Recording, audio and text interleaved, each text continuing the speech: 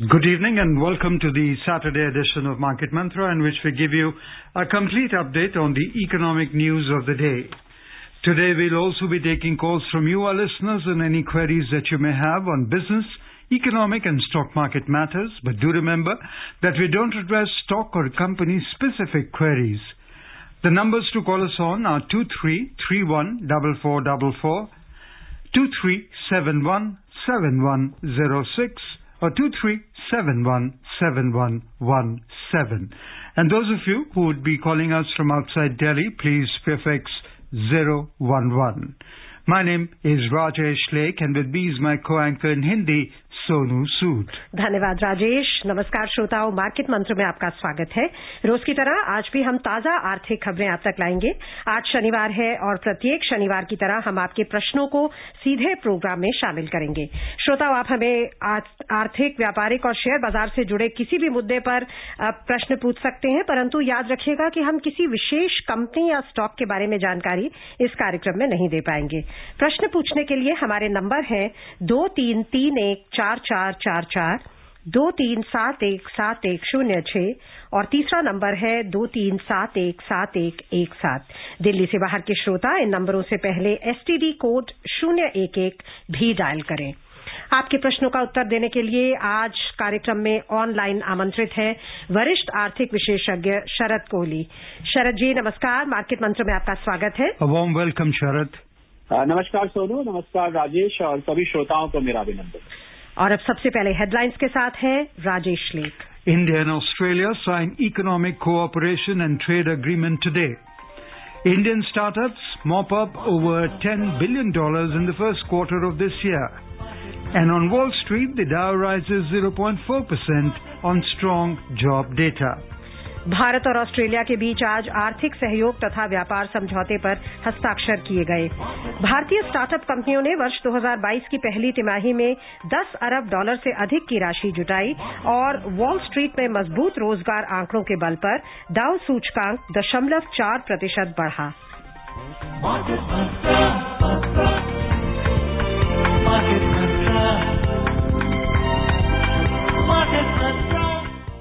लेते आज की पहली खबर। भारत और ऑस्ट्रेलिया के बीच आज आर्थिक सहयोग तथा व्यापार समझौते पर हस्ताक्षर किए गए। वाणिज्य तथा उद्योग मंत्री पीयूष गोयल और ऑस्ट्रेलिया के व्यापार, पर्यटन तथा निवेश मंत्री डैन तेहान ने समझौते पर हस्ताक्षर किए। प्रधानमंत्री नरेंद्र मोदी और ऑस्ट्रेलिया के प्रधानमंत्री स्कॉट मॉरिसन भी वर्चुअल माध्यम से इस अवसर पर मौजूद रहे। प्रधानमंत्री नरेंद्र मोदी ने कहा कि इस समझौते को बहुत कम ही समय में अंतिम रूप दिया गया, जो भारत और ऑस्ट्रेलिया के आपसी विश्वास को दर्शाता है। समझौते को दोनों देशों के लिए एक सुखद क्षण बताते हुए उन्होंने कहा कि दोनों देशों के बीच आर्थिक सहयोग की अपार संभावनाएं हैं और ये समझौता आर्थिक अवसरों के लिए एक उचित मंच उपलब्ध कराएगा। इस समझौते से हिंद प्रशांत क्षेत्र में स्थिरता आएगी और आपूर्ति श्रृंखला को निरंतर बनाए रखने में मदद मिलेगी। श्री मोदी ने कहा कि यह समझौता विद्यार्थियों, पेशेवरों और पर्यटकों के आवागमन को भी सुगम बनाएगा। उन्होंने समझौते को अंतिम रूप देने वाली टीम के सदस्यों को भी धन्यवाद दिया। We have two callers on line with us. First is Bharat Bhushan from Delhi. Bharat, we welcome you. Please go ahead and ask your question. नमस्कार सर। नमस्कार सर मुझे दो सवाल है सर आपसे। जी सर, एक तो किसी भी कंपनी की शेयर का 30 DA में कैलकुलेट करने का मेथड बताइए। दूसरी चीज sir, sell on rise, buy on dip ऐसे कुछ कहते हैं, यानी गिरावट में खरीदो और बढ़त में बेचो। तो जब मार्केट गिर रही होती है सर, जैसे रशिया वाला प्रॉब्लम हो गई थी, तो फिर उस दौरान एक्सपर्ट बोलते हैं अभी रुक जाइए, अभी कुछ कहा नहीं जा सकता है, कहाँ तक मार्केट जा सकती है, डराते भी हैं, फिर बाद में ऊपर आ जाने के बाद फिर हमें ऊपर खरीदना पड़ता है। इसके लिए बताइए sir. Thank you. Bhushan ji, पहला आपने पूछा 30 डेमा क्या होता है, उसको हम लोग डेमा कहते हैं, 30 डेली मूविंग एवरेज। तो 30 दिन की जो किसी भी शेयर की जब प्राइस 30 दिन में, पिछले 30 दिन की आप मेजर करें, उसकी आप एवरेज निकालें। और मूविंग एवरेज इसलिए बोलते हैं क्योंकि जो जो एक एक दिन बीतता जाता है वो 30 दिन आगे एक दिन सरकता जाता है। तो इसको 30 डे डेली मूविंग एवरेज कहते हैं। एक टेक्निकल तरीका है, टेक्निकल एनालिसिस में से एक तरीका है शेयर की प्राइसेस के मूवमेंट को ट्रैक करने का। नॉर्मली जब एवरेजेस से ऊपर नीचे जाता है तो एक ट्रेंड इंडिकेट करता है। बहुत तरीकों में से एक तरीका है, और भी बहुत सारे तरीके हैं, अकेला वो तरीका नहीं। दूसरा आपने पूछा sell on rise, buy on dip. ये देखिए, ये स्ट्रैटेजी भारत भूषण जी समय समय पर बदलती रहती है। तो आपने ठीक कहा, कभी कभी एनालिस्ट कहते हैं कि सेल ऑन राइज जब मार्केट बेरिश फेज में जा रहा होता है तो उस समय कहते हैं सेल ऑन राइज, जब बुलिश फेज में होता है तो बाय ऑन डिप्स कहते हैं, क्योंकि बीच बीच में करेक्शंस आते रहते हैं, दोनों तरफ करेक्शंस आते हैं, और कभी कभी ऐसा नहीं भी होता है। तो देखिए, ये बहुत डायनेमिक एक कॉन्सेप्ट है। मतलब ये परिस्थितियों के हिसाब से, अंतर्राष्ट्रीय परिस्थितियां क्या है, सेक्टर की परिस्थितियां क्या है, इकोनॉमी की परिस्थिति क्या है, टेक्निकल परिस्थिति क्या बता रही है, फंडामेंटल परिस्थिति क्या बता रही है, कंपनी की परफॉर्मेंस, कोई खबर आनी है, तो बहुत सारे फैक्टर्स भारत भूषण जी होते हैं। इसलिए आपको समय समय पर मिलता है। तो जब ये कहते हैं कि अभी आप रुक जाइए, तो रुक जाइए का अर्थ यह है कि अभी बाय ऑन राइज भी नहीं है, अभी सेल ऑन डिप भी नहीं है, अभी मार्केट तो जब बहुत वॉलेटाइल होता है मार्केट भारत भूषण जी, उस समय हम आपको रुकने को कहते हैं, जिससे कि आपका नुकसान ना हो। कुल मिला के मैं बोलूं तो जो भी एडवाइस दी जाती है आपके हित में दी जाती है, भले ही वो कभी कभी सुनने में अजीब सी लगती हो। जी, अगले कॉलर भी दिल्ली से ही है, सतीश। सतीश जी, आपका स्वागत है, सवाल पूछिए। जी नमस्कार जी। जी नमस्कार, सवाल पूछिए। शरद जी, आजकल ना यूट्यूब पे बड़ी ज्यादा वीडियो बन रही है जिसमें भारत में बढ़ते विदेशी कर्जे पे बनाई जा रही है, जिसमें बताया जाता है कि भाई दिसंबर 2021 में ना भारत पे विदेशी कर्जा जो है वो 128 लाख करोड़ हो गया है, जिससे भारत के प्रत्येक नागरिक पे 1 लाख रुपए का कर्जा बता रहे हैं, और जिसमें ये भी बताया कि भाई 2014 में 50 लाख करोड़ का कर्जा था, वो अब 128 लाख करोड़ का हो गया। तो बताइए सर, ये इतना विदेशी कर्ज क्यों बढ़ रहा है देश पे? सर इस पर बताइएगा। धन्यवाद। सतीश जी, देखिए, कर्ज जो है भारत सरकार को जब बजट बनाया जाता है, उसमें जब बजट में डेफिसिट होता है, जिसको हम फिस्कल डेफिसिट कहते हैं, तो उसको फाइनेंस करने के बहुत सारे तरीके होते हैं, जिसमें से एक तरीका होता है कि बोरोइंग, एक्सटर्नल बोरोइंग कहते हैं, या बोरोइंग कह लीजिए, मैं कुल मिला के बोलूं। अब देखिए, प्रत्येक नागरिक पर इतना कर्जा है ये कहना तो ठीक नहीं रहेगा। हाँ, उसको मैथमेटिकली आप जो टोटल कंट्री की डेट है उसको आप टोटल पॉपुलेशन से डिवाइड कर दें, किसी भी चीज से डिवाइड करेंगे तो कुछ ना कुछ तो रिमाइंडर आएगा ही आएगा, कुछ ना कुछ तो उसका नेट रिजल्ट आएगा ही आएगा। तो वो इस तरीके से उसको बता दिया जाता है कि प्रत्येक आपके ऊपर तो सतीश जी कोई कर्जा नहीं, ऐसा आपको दिख रहा होगा। वो एक कैलकुलेशन का माध्यम होता है, कैलकुलेशन जतलाने का तरीका होता है। कुछ लोग आलोचना करते हैं, वो इसको इस तरीके से बता देते हैं। आगे वाले सब पिछले जो 2 साल रहे हैं सतीश जी, वो सारे दुनिया के लिए बहुत टफ रहे हैं, बहुत कठिन रहे हैं, और मुझे नहीं लगता कोई भी दुनिया का देश बचा इन पिछले 2 सालों में जिसकी की आर्थिक हालत खराब ना रही हो। किसी ने नोट छाप के पूरा किया, किसी ने कर्जा लेके पूरा किया, किसी ने टैक्सेस लगाए, किसी ने इन सबका कॉम्बिनेशन किया। तो बहुत सारे तरीके होते हैं। अब देश को चलाना है तो कोई ना कोई जरिया तो बनाना पड़ेगा। अगर हम बहुत ज्यादा नोट्स प्रिंटिंग करते हैं, आप जानते हैं श्रीलंका में आज क्या हालत हो रही है, वहां पर इमरजेंसी लगा दी गई है, हाहाकार मच गया है चारों तरफ। तो उन्होंने क्योंकि करेंसी प्रिंटिंग बहुत करी तो हाइपर इन्फ्लेशन की तरफ बढ़ रहे हैं। तो मुझे लगता है ये जो लोग सरकार चलाते हैं, जो इकोनॉमिस्ट होते हैं, जो वहां पर पूरा फिस्कल हैंडलिंग करते हैं, ये हमें उनके ऊपर छोड़ना चाहिए कि वो क्या निर्णय ले रहे हैं। आप चिंता नहीं करिए, अगर देश का कर्जा बढ़ेगा भी तो मुझे फिर भी भारत का भविष्य आर्थिक तौर पे बहुत मजबूत दिखता है। मेरी अपनी भविष्यवाणी है सतीश जी, और मैं बहुत बड़ी बात कह रहा हूं कि हमारा देश इकोनॉमिक सुपर पावर बन के आएगा, और आपके ऊपर पर्सनली कोई कर्जा नहीं चढ़ाएगा, ये मैं आपको गारंटी देता हूं जी। Gautam joins us from Delhi. We welcome you, Gautam. Thank you. Sharad ji, financial start हुआ है नया, इसके इसमें जो एंट्री लेवल एम्प्लॉयज हैं, service class, middle level, experience as well, तो उनके लिए आपकी क्या एडवाइस है in terms of current market scenarios, social economic scenarios, short term में, लॉन्ग टर्म में? एंड एक छोटी सी बात और कि पोस्ट ऑफिस वगैरह जैसे हर चीज हम ऑनलाइन कर सकते हैं, एफडी या स्टॉक मार्केट में invest, SIP, but post office में अभी भी आप देखेंगे कि किसान विकास पत्र या एनएससी के लिए हमें पेपर बेस्ड मॉडल और ऑफलाइन मोड पे ऑपरेट करना पड़ता है। क्या वहां पे ये डिजिटलाइजेशन नहीं होना चाहिए? Thank you.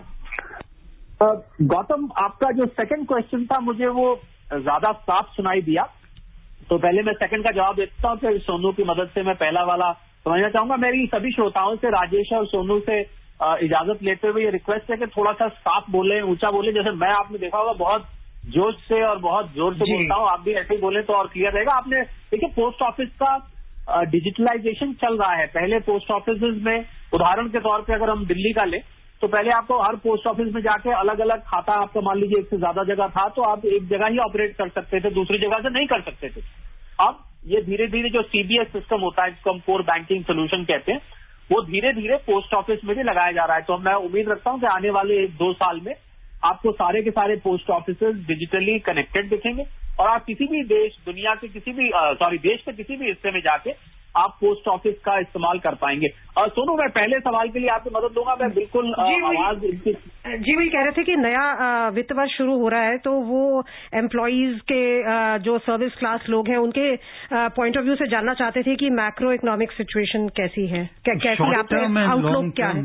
हाँ जी, आउटलुक क्या है? जी देखिए गौतम, देखिए जो आउटलुक है वो मुझे तो भारत की आउटलुक अच्छी दिख रही है, पर थोड़ा सा ये बीच में जो ये कॉन्फ्लिक्ट चल रहा है इसकी वजह से दुनिया भर में जो महंगाई देखी जा रही है, एक जगह तो कॉन्फ्लिक्ट चल रहा है, वहां तो एक जियोपॉलिटिकल प्रॉब्लम है ही है, पर बाकी की दुनिया को मुझे लग रहा है इन्फ्लेशन इसकी वजह से झेलना पड़ रहा है, सप्लाई चेन डिसरप्शंस हैं, सैंक्शंस लग रहे हैं, नई नई की बातें रोज निकल के आ रही है। रशिया ने बोला आज हम खाली रूबल में ही नेचुरल गैस सप्लाई करेंगे, तो मुझे थोड़ा सा एनर्जी फ्रंट पे क्राइसिस नजर आ रही है। भारत में भी हम देख रहे हैं कि हालांकि हम रशिया से सस्ते दर पर तेल लेने वाले हैं, ले रहे हैं कुछ हद तक, पर फिर भी पेट्रोल डीजल के दाम बढ़ रहे हैं। मुझे लग रहा है उससे इन्फ्लेशन का खतरा और पूरी दुनिया पे बना हुआ है। आप अमेरिका ले लीजिए, यूरोप ले लीजिए, तो थोड़ा सा दुनिया पे आर्थिक संकट इस समय मंडरा रहा है, इस बात से मैं इनकार नहीं करूंगा।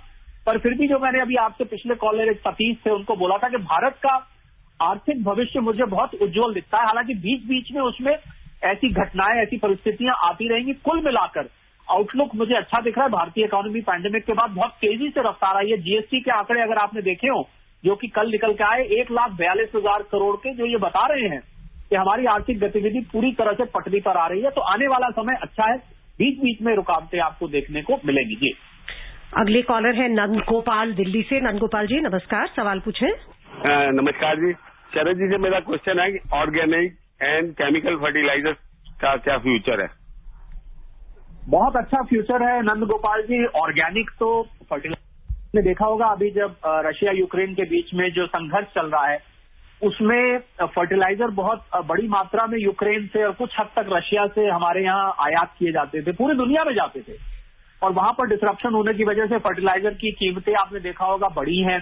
जो भारत की फर्टिलाइजर कंपनीज है, सरकारी क्षेत्र की, गैर सरकारी क्षेत्र की, उनकी शेयर प्राइस में भी आपने इजाफा देखा होगा। और ऑर्गेनिक फर्टिलाइजर्स तो बिल्कुल मैं समझता हूं कि कल का ये टेक्नोलॉजी है, कल की इस्तेमाल होने वाली चीज है, क्योंकि जैसे जैसे लोग इन जो फर्टिलाइजर इस्तेमाल किए जाते हैं जिसमें पेस्टिसाइड्स वगैरह होते हैं जो शरीर को नुकसान पहुंचा सकते हैं प्रत्यक्ष या अप्रत्यक्ष रूप से, मैं समझता हूं उनका यूज धीरे धीरे फेज आउट होगा। ऑर्गेनिक फार्मिंग बढ़ रही है और लोगों में ये जागरूकता फैल रही है कि अब हमें शरीर में ऐसी ही चीज डालनी चाहिए जिसमें कि पेस्टिसाइड ना हो, जो शरीर को नुकसान ना पहुंचाए। बहुत कुल मिला के नंद गोपाल जी बहुत अच्छा फ्यूचर है ऑर्गेनिक फर्टिलाइजर्स का। कोई भी व्यक्ति यदि इस व्यापार में किसी भी तरीके से जुड़ना चाहता है, मैं समझता हूं उसको उसके आने वाले साल जो है वो गोल्डन ईयर्स हो सकते हैं। जी, Joining us from Noida is SPS Jain. We welcome you. हाँ, नमस्कार जी, और शरद जी को भी नमस्कार। नमस्कार जैन सर। अभी थोड़ी देर पहले सतीश जी ने कहा कि हर व्यक्ति के ऊपर 1-1 लाख करोड़ का या 1 करोड़ का कर्जा है। मैं इसको दूसरी तरह से देखता हूँ, जितना भी गवर्नमेंट एसेट्स है मैं अपना मानता हूँ और देखता हूँ कि मेरे बैंक के खाते में 10-10 करोड़ का माल रखा हुआ है। सवाल यह है कि अमेरिका में जो इन्फ्लेशन बढ़ रहा है और उससे बैंक रेट्स हाई होने के चांसेस हैं और हो भी गए हैं, तो उससे काफी पैसा इंडियन मार्केट से अमेरिकन मार्केट में जाएगा। तो इससे हमारे अगले 3-4 महीने में हमारे मार्केट के ऊपर क्या फर्क पड़ेगा? जैन साहब, बहुत अच्छी आपने, अगर कोई व्यक्ति अपने ऊपर लोन समझता है तो उसको एसेट भी समझना चाहिए। बहुत अच्छा आपने उसका नजरिया रखा है।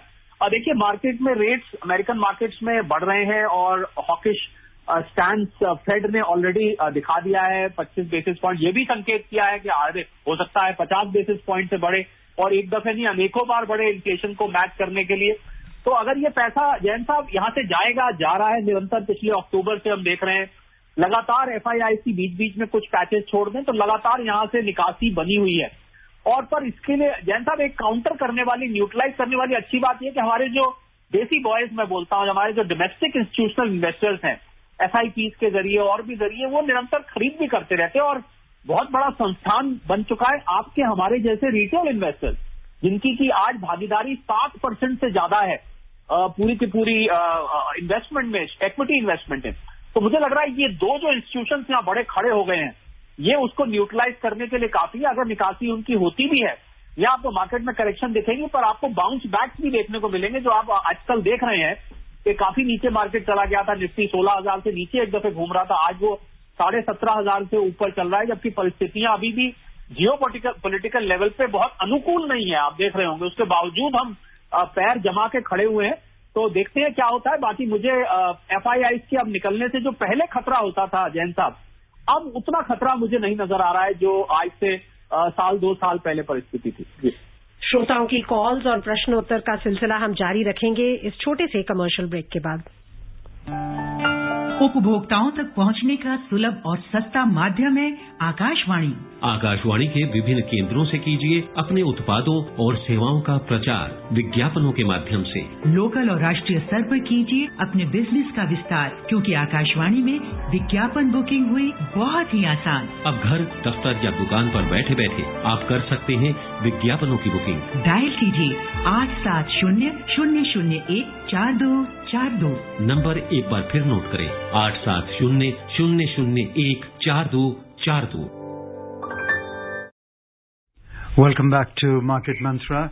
Before we move on and take Shankar's call, let's tell you that the Indian startups mopped up over $10 billion in funds during the first quarter of this year, up from $5.7 billion in the same period in 2021, according to the data sourced from Venture Intelligence. The record-breaking first quarter funding data is not taking into account the current slowdown, as official deal announcements typically come in a few months after closure. और अब भोपाल से शंकर है हमारे साथ। शंकर जी नमस्कार, सवाल पूछें। नमस्ते कोहली जी। सर मेरा सवाल है ये क्या मार्केट में ऑयल प्राइसेस डिस्काउंट करती हैं क्या यूक्रेन रशिया वॉर के सिलसिले में, और already it is going up, और domestic investors are quite immune to international events, they do not care whatever happens, they are just investing when there is a fall because of FII pulling out money, and just in this context why we are as a democratic country, because it looks like a war between democracy and autocracy. So why are we standing with democracy, not democracy? And though we can buy oil, but we should at least give some support to Ukraine. Thank you. So ये हम सभी अपने श्रोताओं को बता दें, ये एक इकोनॉमिक प्रोग्राम है, सो जो इसके इकोनॉमिक एस्पेक्ट है उस पर आप जवाब दे सकते हैं। देखिए Shankar, oil prices whether they have been discounted or not discounted, see oil price is a very dynamic phenomena और रोज घटती बढ़ती है। जब बहुत ज्यादा बढ़ती है तो मार्केट रिएक्ट करता है, जब घटती है तब भी मार्केट रिएक्ट करता है। तो ये हम कभी भी नहीं कह सकते कि अभी किसी एक फैक्टर को हम पूरी तरह से डिस्काउंट कर चुके हैं, क्योंकि ये इतना ज्यादा डायनेमिक है कि रात और सुबह में ही फर्क पड़ जाता है। तो जो ऑयल प्राइसेस ऊपर नीचे जाएंगी, मुझे लग रहा है मार्केट कुछ हद तक इम्यून हो जाती है, पर अगर ज्यादा मूवमेंट हो तो मार्केट उस पर रिएक्ट करती है। डोमेस्टिक इन्वेस्टर्स ऐसा नहीं है कि उसको इग्नोर करते हैं। डोमेस्टिक इन्वेस्टर्स हमारे भारत के अब बहुत जागरूक हैं, पूरी तरह से नजर रखते हैं। मार्केट मंत्रा जैसे प्रोग्राम सुनकर शंकर आज वो इतने जागरूक हो गए हैं कि उनको, जो लोगों को Nasdaq, Dow Jones, S&P, KOSPI, निक्के, हैंसेंग ये नहीं पता होते थे, कैक, डैक्स, आज सब उनको पता है कि इनकी मूवमेंट से क्या फर्क पड़ता है। और आपने तीसरी बात पूछी, मैं सोनू से पूरी तरह से सहमत हूं। हम एक इकोनॉमिक प्रोग्राम है और भारत का बहुत न्यूट्रल स्टैंड है। भारत बिल्कुल निष्पक्ष खड़ा है और भारत की पूरी मंशा सिर्फ एक ही है कि विश्व में शांति बनी रहे। जी, अब दिल्ली से सत्येंद्र है हमारे साथ। नमस्कार, सवाल पूछिए। जी नमस्ते मार्केट मंत्र टीम को। मेरा सवाल है कि अभी जो RBI की क्रेडिट पॉलिसी बढ़ रही है, तो ये क्या बैंकिंग स्टॉक्स डाउन आएंगे या बढ़ेंगे? सत्येंद्र जी, ये निर्भर करेगा इस बात पे जो है ऐसी पॉलिसी लाता है, मॉनेटरी पॉलिसी, जिसमें इंटरेस्ट रेट्स और बढ़ाए जाते हैं आगे, जिस प्रकार अमेरिका ने प्रोजेक्शंस किए, अमेरिकन फेड ने तो करीब 7-8 बार बढ़ाने का 25-25 करके प्रोजेक्शन कर दिया। ये भी कहा है कि इससे ज्यादा भी बढ़ सकता है। तो भारत सरकार मुझे नहीं लग रही कि रिजर्व बैंक मुझे नहीं लग रहा कि बहुत ज्यादा हॉकिश या बहुत ज्यादा डविश रखेगा। मुझे लग रहा है परिस्थितियों को सतेंद्र जी देख के निर्णय लिया जाएगा कि क्या करना है इसमें, क्योंकि परिस्थितियां बहुत तेजी से और बहुत रफ्तार से बदल रही हैं। हम ऑयल प्राइसेस को देखें, हम जियो पॉलिटिकल सिचुएशन को देखें, और बहुत सारे इसमें इकोनॉमिक पैरामीटर्स ध्यान में रख के निर्णय लिया जाता है। इन्फ्लेशन है, बहुत सारी चीजें। तो मुझे लग रहा है हमें पहले से कोई हम प्रेडिक्शन नहीं कर सकते, और एकाध मीटिंग की हम कर सकते हैं कि शायद 25-15 बेसिस पॉइंट बढ़ाई जाए, और बहुत लंबी प्रेडिक्शन करनी, खुद आरबीआई मॉनेटरी पॉलिसी भी इस पोजीशन में नहीं होती जो पूरी की पूरी गठन होता है, क्योंकि परिस्थितियां अंतर्राष्ट्रीय स्तर पर बहुत तेजी से परिवर्तनशील है। तो मैं आपको सलाह दूंगा सतेंद्र जी, वेट एंड वॉच, आप भी नजर रखिए, हमने भी नजर रखी हुई है। जैसे जैसे परिस्थिति बदलेगी उस आधार पर मॉनेटरी पॉलिसी आगे की बनाई जाएगी। Ratnakar from Mumbai joins us now. Ratnakar, a warm welcome. Please ask your question.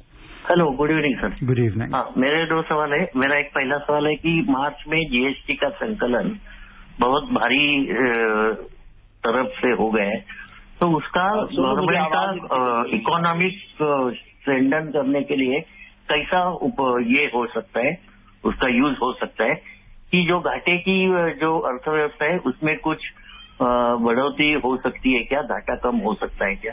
और दूसरा एक मेरा सवाल है कि अभी बैंक में मेरा एफडी था, तो उसका उन्होंने टीडीएस कट करते हैं, वो मैं 15H नहीं भरता हूँ, लेकिन वो ये टाइम अभी उन्होंने 31 मार्च को मुझे फोन आ गया, तभी हमने टीडीएस आपका कट नहीं कर सके, तो हम आपका टीडीएस सेविंग अकाउंट से डेबिट करते हैं, तो उसके लिए उन्होंने मेरी कंसेंट मांगी थी। मैंने बोला ये रत्नाकर जी, हेलो। हाँ जी, आपको दोनों प्रश्न में से कुछ नहीं, मुझे एक आवाज बिल्कुल ना के बराबर आई है, तो आप अगर मुझे संक्षेप में बता दें तो मुझे। जी, पहला तो उनका था कि मार्च की जीएसटी बहुत हाई आई है, रोबस्ट या सो वो कह रहे हैं कि जो थोड़ा सा स्पष्ट नहीं था, वो ये कह रहे थे कि घाटा जिनका हो रहा है क्या उससे ऑफसेट हो सकता है। Actually the question was not very clear. मार्च के, मैं इस पे जनरल कमेंट दे देता हूँ। सुनो कि मार्च का जीएसटी 1,42,000 करोड़ बहुत एनकरेजिंग है, और ये बता रहा है कि हमारी जो इकोनॉमिक एक्टिविटी है, आर्थिक गतिविधि बहुत तेजी से पटरी पर आई है, एक स्प्रिंग बैक करके आई है, और ये खाली पेंट अप डिमांड नहीं है। अब जो अर्थव्यवस्था वाकई पटरी पे आ गई है।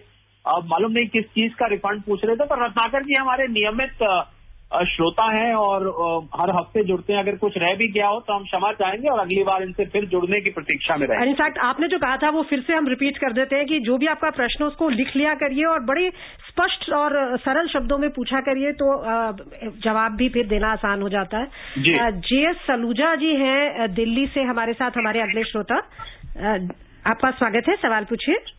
Good evening to Sharad ji and the team. Good evening. So my question is that I want to know your outlook for the share market for the coming 1 month in particular because of this geopolitical situation. So he wants to know the outlook of the share market. For 1 month, given the geopolitical situation. Yeah, and should we invest more? It's a very good question, relevant to every single person, I would say.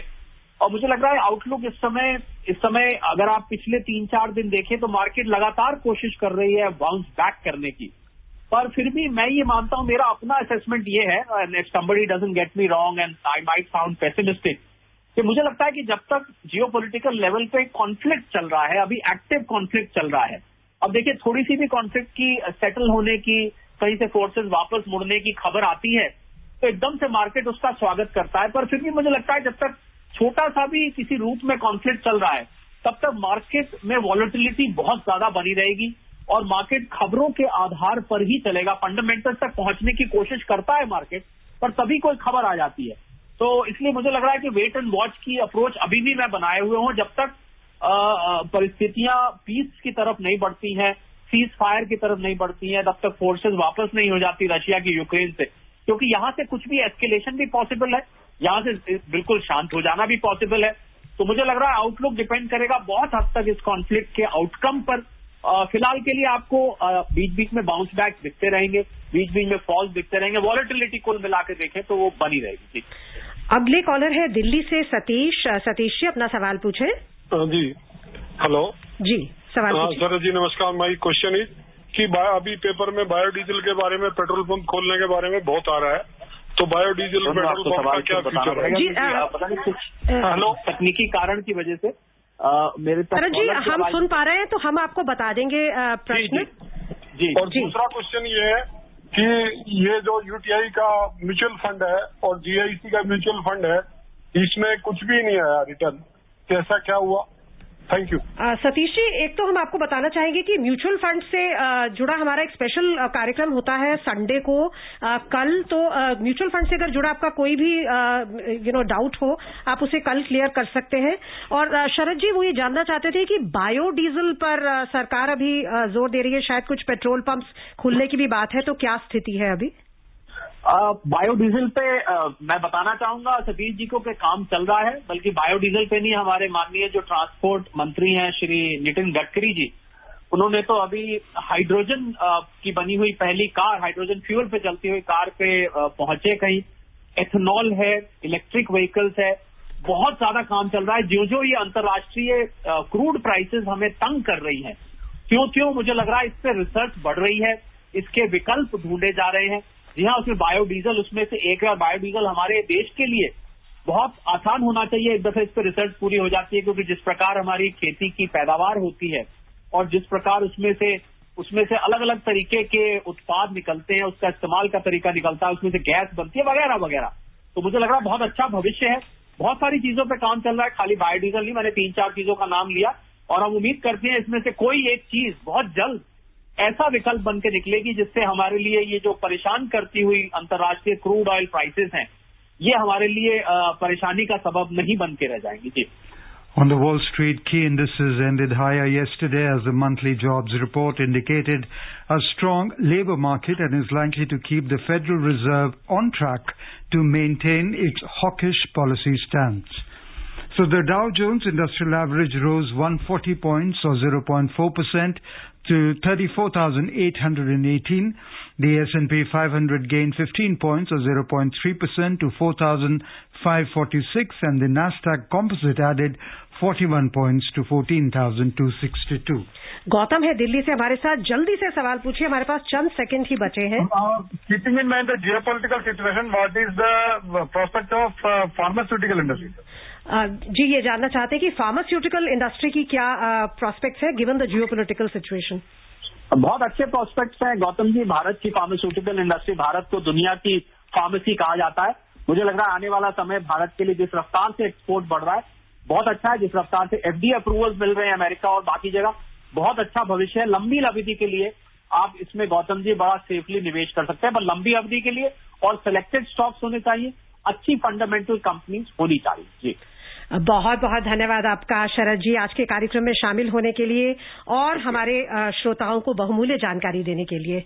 Thank you Sharad for being with us. Thank you so much. और सभी श्रोताओं का भी धन्यवाद कर दे राजेश, इतने उत्साह के साथ इस कार्यक्रम में भाग लेने के लिए। And before we close the headlines once again, India and Australia today signed economic cooperation and trade agreement. Indian startups mop up over $10 billion in the first quarter of this year. And on Wall Street, the Dow rises 0.4% on strong job data. And that's all we have in this edition of Market Mantra. Till tomorrow, goodbye.